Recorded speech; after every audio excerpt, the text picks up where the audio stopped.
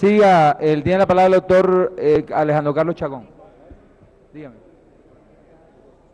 Es que todos son justificados, Juan Presidente, Ricardo, si no hacemos un desorden aquí, todos, el del imán, el yo del IVA. quiero, presidente, que me oigan muy bien esto que voy a decir, que me parece sumamente grave. Oigan esto, los ingresos corrientes de la nación son aquellos con los cuales se liquidan las transferencias para las regiones. Acaban de entregarme ayer unas personas que trabajan con nosotros en este tema tributario con suma preocupación esto, y es que al crearse el impuesto para la equidad cree que sería de destinación específica, óigase esto, se sacarían de la base de los ingresos corrientes de la nación, ya no harían parte de los ingresos corrientes de la nación. Si eso representa, como se ha dicho aquí, para defender precisamente la liquidez que se daría con esos puntos que podrían llegar al orden de los 10 billones de pesos, el 56% de eso, más o menos, es lo que correspondería a las transferencias de los entes territoriales.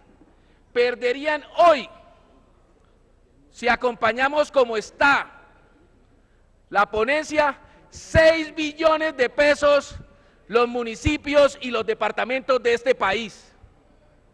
Yo quiero que el gobierno nos explique esto antes de continuar sobre las diferentes inquietudes que tengamos con el proyecto, porque esto nada más y nada menos que va a afectar los entes territoriales de donde nosotros venimos y a lo que vinimos a defender.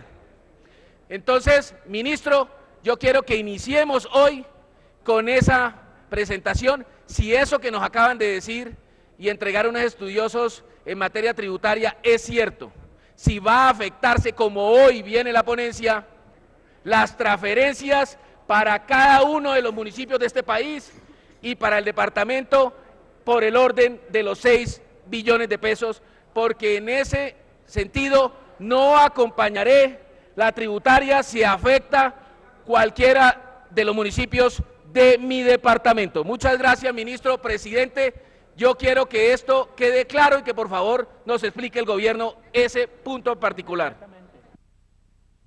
¿Quién es el señor? Gracias, señor presidente. Gracias, señor presidente. Quisiera aprovechar para responder la inquietud del representante Chacón. Esta reforma en nada altera los intereses de los entes territoriales colombianos, porque recordemos que hoy nuestro ordenamiento constitucional establece que esos ingresos que se transfieren a los entes territoriales se calculan como un porcentaje de los ingresos corrientes del gobierno nacional.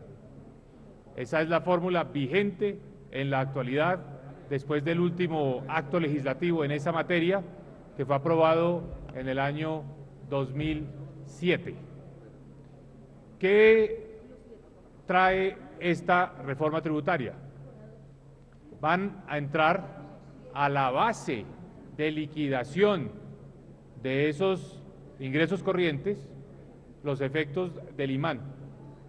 Recordemos que los ingresos parafiscales no hacían parte de la base de transferencias a los entes territoriales. Entonces ahora, como estamos incrementando los recaudos por la progresividad del impuesto a las personas naturales, se amplía la base de las transferencias a los entes territoriales.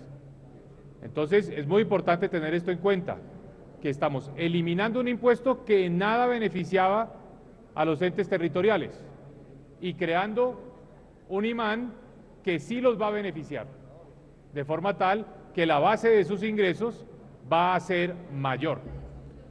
Viene la discusión sobre el CREE, que es un impuesto nuevo.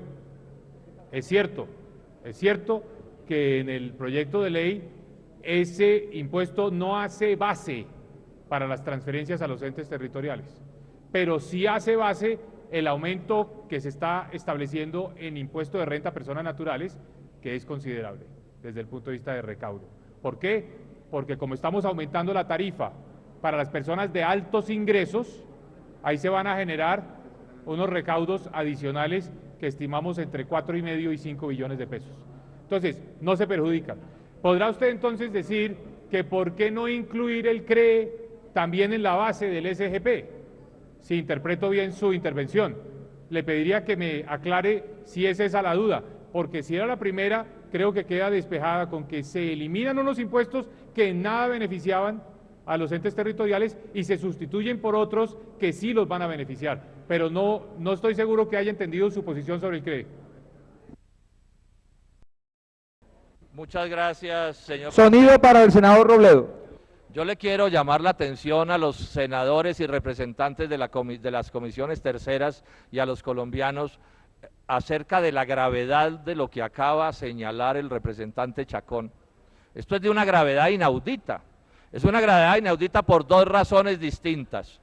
Primero, porque es evidente que se amenazan, como lo tiene que reconocer el propio gobierno, los recursos a las regiones. O sea, sigue la política de concentrarse en el gobierno nacional los recursos pues, del conjunto de la nación.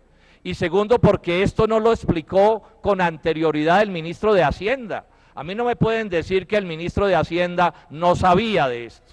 O sea, que tenemos un ministro de Hacienda que no le está entregando al país la información suficiente para que se tomen decisiones informadas. De la misma manera que esta mañana me tocó oírlo en la radio, guardando silencio sobre la disminución, señor presidente, del impuesto del renta del 33 al 25%. Y cuando se le plantean estas cosas nos dice que es que el DRE va a alcanzar para todo. Y resulta que eso no es posible. Entonces llamo la atención a las comisiones terceras con respecto a la gravedad de lo que está sucediendo y a cómo el gobierno nacional está ocultando la información que le debería dar a los colombianos y cómo se sigue utilizando el DRE como una especie de panacea para resolver todos los problemas que no es capaz de resolver, que afecta al SENA y que particularmente sigue sin cubrir la disminución del impuesto de renta del 33 al 25%, que el propio gobierno dice que vale 8 billones de pesos. A ver, representante Wilson, usted sabe el aprecio que